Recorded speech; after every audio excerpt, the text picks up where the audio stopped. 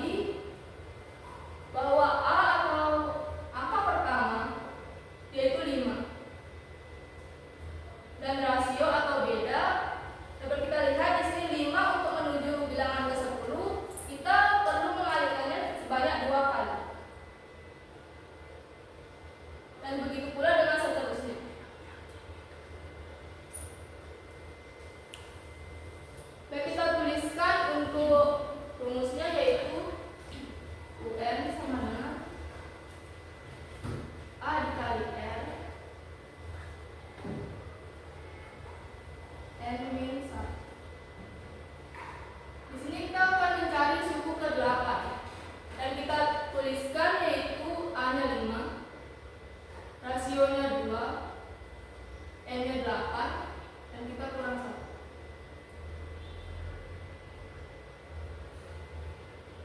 Di sini kita turunkan yaitu 5 dikali dengan 2, dan ini kita kurangkan 8 dikurang 1 yaitu 7, sehingga menjadi 2 pangkat 7. Sekarang kita hitung 2 pangkat 7 yaitu 2 dikalikan sebanyak 7 kali.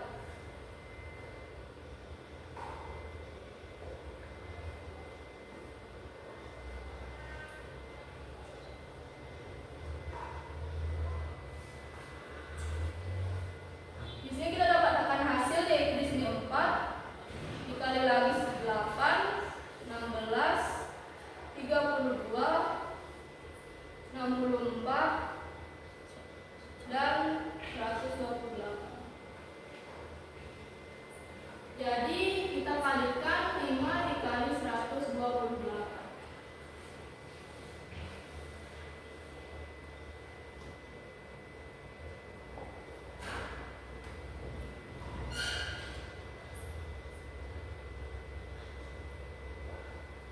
Kita dapatkan hasil yaitu 640.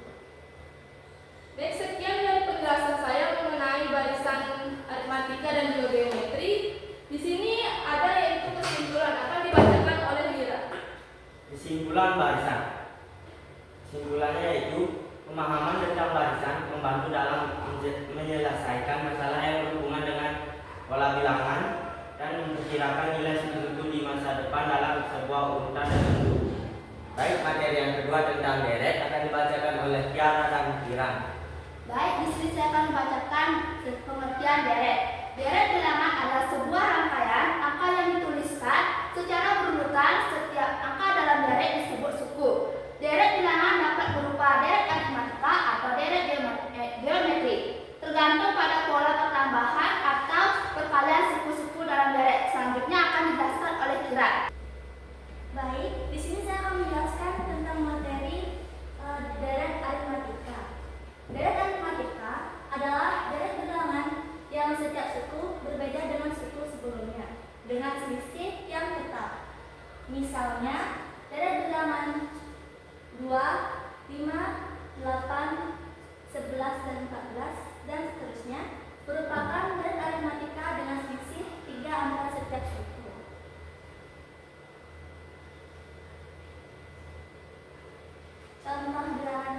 Contoh deret bilangan. Deret bilangan 1, 4, 7, 10, 13, dan seterusnya merupakan deret aritmatika dengan selisih 3.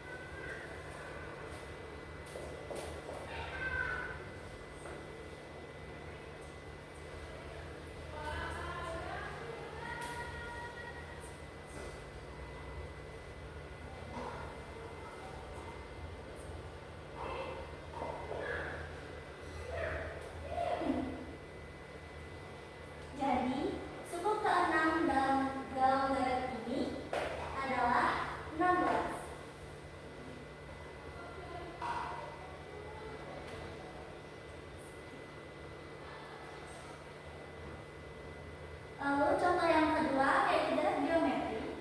Deret bilangan 2, 4, 8, 16, 32 dan seterusnya merupakan deret geometri dengan rasio 2. Jika kita ingin mencari suku kelima dalam deret ini, kita dapat menggunakan rumus umum deret geometri seperti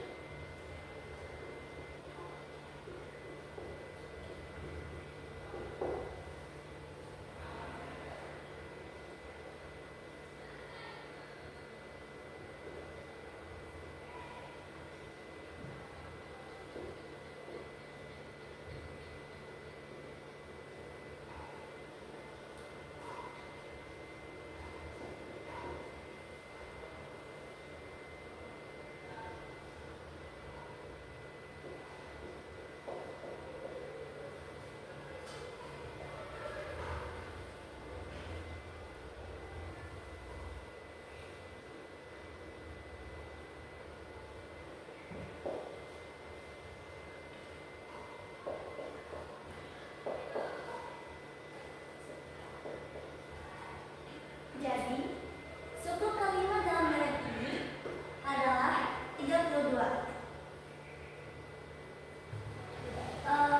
Selanjutnya, kesimpulan dari deret bilangan akan dibacakan oleh Komang Pasir. Baik, saya akan membacakan kesimpulan deret bilangan. Pemahaman tentang deret bilangan sangat penting dalam matematika. Deret bilangan digunakan dalam berbagai aplikasi praktis seperti pemodelan, pertumbuhan populasi, perhitungan suku bunga, analisis statistik, dan banyak lagi. Dengan memahami konsep deret bilangan, kita dapat mengembangkan pemikiran analitis dan mengaplikasikan semua dalam kehidupan sehari-hari.